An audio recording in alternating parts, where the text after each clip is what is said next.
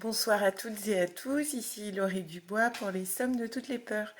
Alors, je suis ravie de vous retrouver pour la chronique judiciaire de la semaine consacrée à la peur des vampires. Et donc, cette semaine, on va parler de cas de vampirisme qui ont été avérés, mais sous l'angle de la psychiatrie, là, cette fois. Donc, pas besoin de gousse d'ail, pas besoin d'eau bénite. Juste être armé de sa raison et de capacité d'analyse pour comprendre un petit peu tout cela. Donc, le plus connu à qui l'on va penser tout de suite, je pense que ça vous vient tout de suite à l'esprit, c'est Jeffrey Dahmer. Donc lui, il n'était pas vampire à proprement parler. Ce qui l'intéressait, c'était pas spécifiquement de boire du sang, mais il le faisait puisqu'il était cannibale. Donc, je vais pas vous représenter l'affaire. C'est un serial killer des années passées aux États-Unis, 20e siècle, deuxième moitié du 20e siècle, comme ça je me trompe pas. Mais vous pourrez chercher Jeffrey Dahmer qu'on ne présente plus dans la sphère de la criminologie. Et en fait, ce qui m'intéresse là, c'est de vous présenter les portraits qui ont été dressés aussi bien par les experts que par les enquêteurs. D'ailleurs, au FBI, les experts psychiatres font partie des équipes d'enquête. Ils interviennent, c'est ce qu'on appelle les profilers, qui eux vont dresser le profil d'un criminel quand on a un tueur très dangereux ou un tueur en série qui fait partie des tueurs dangereux d'ailleurs, ou très peu d'indices sur un crime. On va l'aborder par une enquête via la psychologie du personnage. Donc Jeffrey Dahmer, qu'est-ce qu'on apprend de lui? Tout d'abord son enfance. Donc c'est un enfant qui est plutôt coupé un peu des autres, hein. Il n'est pas très sociable à l'école, etc. Il a une fascination pour les animaux morts et notamment il explique qu'il aimait beaucoup entendre le bruit des os qui craquent quand les carcasses des animaux se présentaient à lui. À l'adolescence, il a une consommation d'alcool excessive.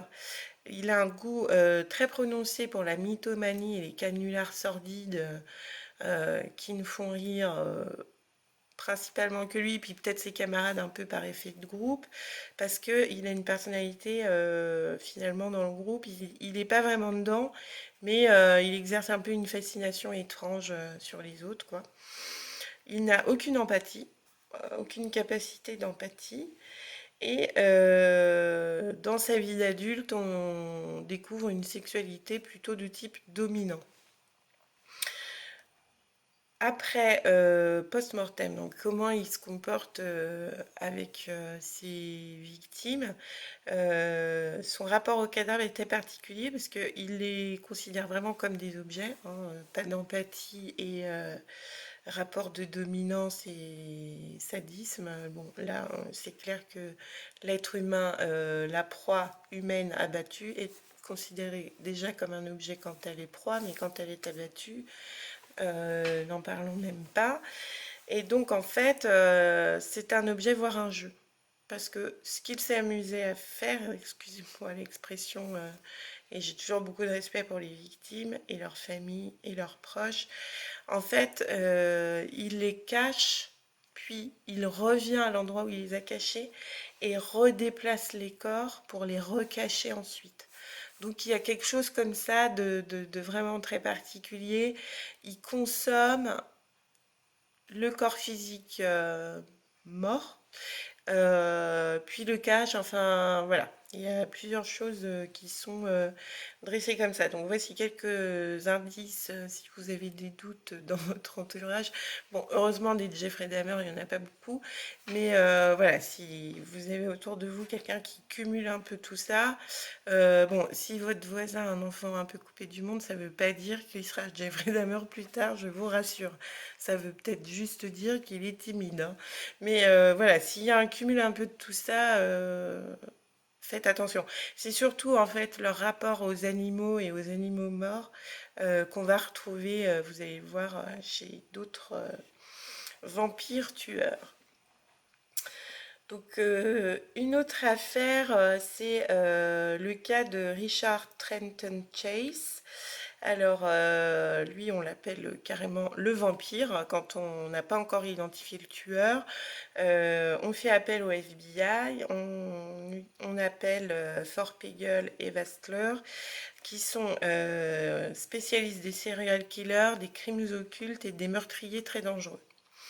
Donc ils le baptisent le vampire, puisqu'ils ne savent pas encore qui il est.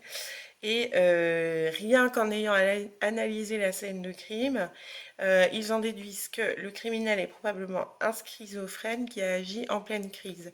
Sur la deuxième scène de crime, ils en déduisent que la crise a encore évolué et qu'il est en progression un peu dans sa maladie et dans son mode d'action. Pourquoi?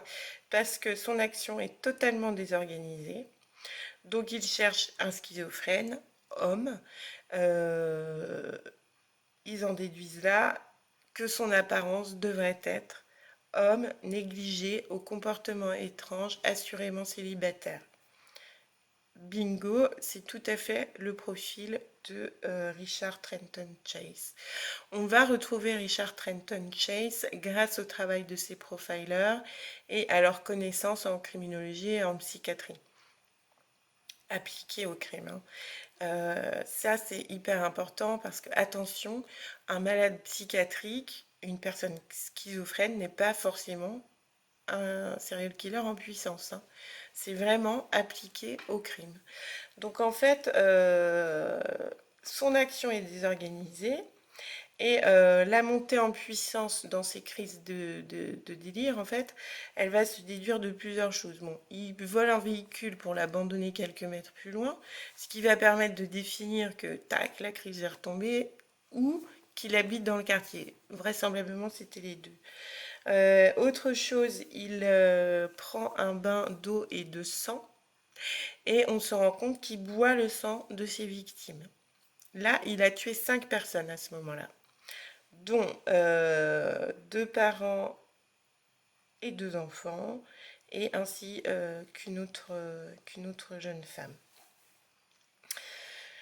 Quand on découvre qui il est, en fait, au bout d'un moment, l'enquête parvient à situer cette personne parce qu'il tente d'agresser une autre femme qui était au collège ou au lycée avec lui et qui le reconnaît. Et en fait, elle explique qu'il a du sang sur le col de ses vêtements et autour de la bouche. Donc là, ça fait tilt. Dès qu'elle porte plainte, on lui met des jolis bracelets quelques minutes après. Donc son profil, on découvre dans son intimité qu'il collectionne les objets néo-nazis, qu'il croit à l'existence d'un complot extraterrestre. Son appartement est totalement négligé. Quand on lui demande d'expliquer son crime, il explique que pour lui, le sang dans son corps circulerait trop lentement, qu'il se desséchait et que c'est pour ça qu'il lui était nécessaire de boire le sang de ses victimes. Voilà. Donc c'est bien triste. Et pourquoi il lui arriverait tout ça? Eh bien pour lui, c'est les extraterrestres qui en sont responsables. Il ne sera pas jugé car il se suicide en fait avant la tenue de son procès. Et qu'est-ce que ça aura révélé, l'enquête poussée et l'étude de son profil, qu'il avait un QI normal ou légèrement supérieur à la normale. Il a subi des abus physiques et psychologiques dans l'enfance. Il a été abandonné par son père. Et du coup, il y a un rapport très froid avec un des parents. C'est souvent le cas, en fait, des schizophrènes tueurs ou des serial killers. Tous ces ingrédients-là se retrouvent souvent. L'alcoolisme d'un des parents, de la drogue dans la famille, l'absence de diplôme Et l'absence qui en découle, c'est d'avoir une stabilité dans l'emploi.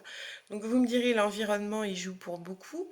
Si vos parents sont dans des difficultés d'addiction, drogue, alcool, qui génèrent de la violence physique ou psychique, ou que l'un est lié à l'autre, enfin dans un des deux sens, que du coup votre stabilité affective et dans votre construction n'existe pas, et qu'à l'âge de l'adolescence, au lieu de vous construire, vous allez vers des comportements autodestructeurs tels que vos parents vous les ont enseignés malgré eux, forcément la réussite scolaire, elle n'est pas systématique dans ces cas-là, et il y a beaucoup de moins de chances pour qu'elle y arrive. Donc ça doit aussi nous faire réfléchir. Je me dis, face à des difficultés qu'on peut avoir, nous, dans nos familles en tant que parents, ou dans l'entourage, à toujours encourager les jeunes à trouver leur voie par eux-mêmes, et souvent à prendre le large face à des polytoxicomanies et des problématiques multiples d'ordre psychiatrique, du point de vue de la parentalité, quoi. Donc voilà l'intérêt de cette affaire de Richard Trenton Chase. Elle va encore contribuer à dresser un profil très précis des personnes à risque. Je vous propose un dernier profil où là c'est une évolution de la criminologie qui va en découler également dans la prochaine partie.